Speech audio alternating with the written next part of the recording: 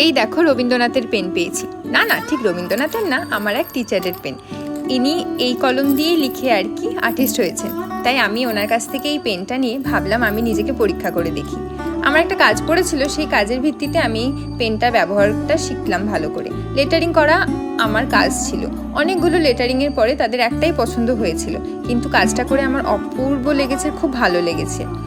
এটা বাংলায় বলা হয় ঝর্ণা কলম, আর ইংলিশে ফাউন্টেন পেন। রবীন্দ্রনাথ থেকে শুরু করে সাহিত্যিক সব মানুষই এই পেন ব্যবহার করেছে, তাই এক প্রবল চেষ্টা নিয়ে আমিও শুরু করে দিয়েছিলাম এই কাজটা। বাংলা চলচ্চিত্রের যেই মুভিগুলো আছে বা সাহিত্য রচনাগুলো আছে তার উপরে লেটারিংগুলো আমাদেরকে করতে দেওয়া হয়েছিল। ডিজিটালি যতই করি, ম্যানুয়ালি কাজটা খুবই প্রয়োজন, তাই পেনের যুগ যায়নি। 953 সালে এই পেনটি আবিষ্কার হয়, এখনও চলছে আর চলবেও। আশা করি আপনাদের এই কন্টেন্টটি খুব ভালো লেগেছে। দেখা হচ্ছে পরের